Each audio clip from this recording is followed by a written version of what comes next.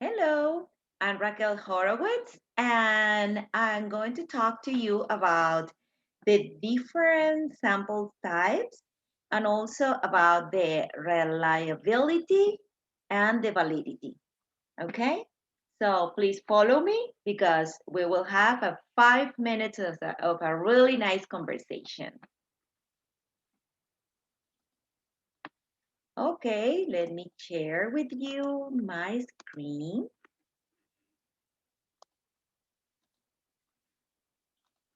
Okay, and let's start talking. Okay, so let's start.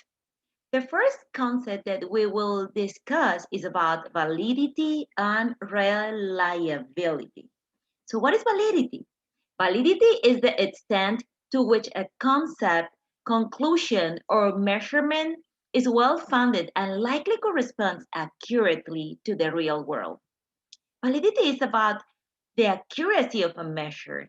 If that measure is similar to the reality. So, in the other hand, reliability is about the consistency of a measure. A reliable test is reproducible if it gives a similar or very close results on repeated measurements. So here in this picture, we can see that it's very reliable. So there is a consistency of a measure. It's give it similar results, right? But it's not valid because it's not close to the target. It's not close to the reality that we are looking for. In the next picture, we have low validity and low reliability because it's not close to the target and also the results are not similar. So in the third picture, we have no reliable and no valid. So it's not close to the target, it's not close to the real world, and also it's not reliable. So the results are very different. And in the last picture, we can see that both are reliable and valid. We can see that all of these results are very, very close and also are very, very close to the target. So this is the best result. Very good. And now we are going to talk about the probability sample. Okay, probability sampling. So we have a different types. And the first one is a simple random. What is the simple random sampling?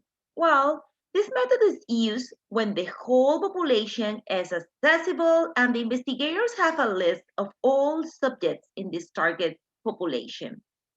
The list of all subjects in this population is called the sampling frame. And from this list, we draw a random sample using like a kind of random method, like a lottery method, or using a computer random list.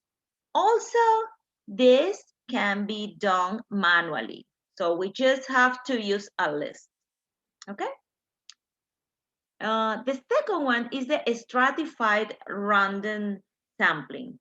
In this method, well, this method is a modification of a simple random sampling. So, therefore, it requires the condition of sampling frame being available as well.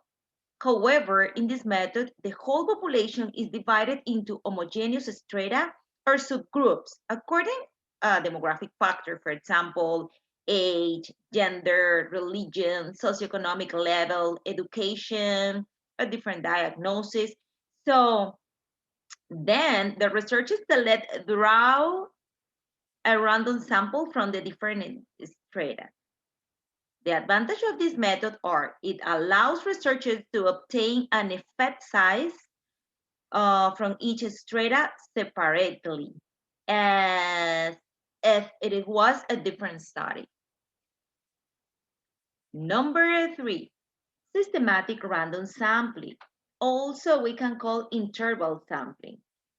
In this method, the investigators select subjects to be included in the sample based on a systematic rule using a fit interval. You can choose whatever is best for you. For example, it will include patients with the numbers 3, 5, 7, or number 10, 20, 30. So it depends of the investigators.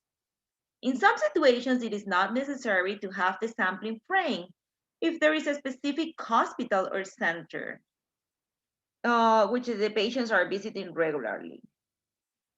So in this case, the researcher can start randomly and he can choose what are the specific numbers that he wants to use. And the last one of the probability sample is the cluster random, also called multi-stage sampling. It is used when creating a sampling frame is nearly impossible due to the large size of the population. So in this method, the population is divided by geographic location into a cluster or little groups. A list of all clusters is made and investigators draw a random number of clusters to be included. So then they list all individuals within the clusters and run another turn of random selection to get a final random sample exactly as a simple random sampling. This method is also called multi-stage because the selection passes with two stages. Firstly, the selection of eligible clusters, and then the selection of a sample from individual of these clusters. Okay, now let's talk a little bit about the non-probability sampling. So in the non-probability sampling method, we have three different types. Convenience sampling. So in convenience sampling, that is the number one, it is the most applicable and widely used method in clinical research. In this method, the investigators enroll subjects according to their availability and its accessibility. So therefore, this method is quick, isn't expensive, and convenient. It is called convenient sampling as the research selects the sample elements according to their convenient accessibility and proximity.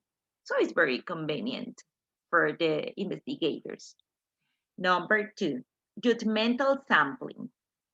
In the judgmental sampling, the subjects are selected by the choice of the investigators. The research assumes a specific characteristic for the sample. For example, male, female ratio, and they judge the sample to be suitable for representing the population. Oh, the bad part of this method is that this method is widely criticized due to the likelihood of bias by investigators' judgment.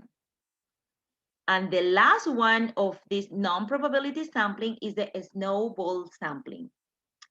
This method is used when the population cannot be located in a specific place, and therefore it is different to access this population. In this method, the investigator asks each subject to give him access to his colleagues from the same population. This situation is common in social science research. Okay, so with this one, we finish this part. I hope that you like it. And these are the reference, okay? You can check online. And that's all. Thank you so much. I will see you next time. Good night.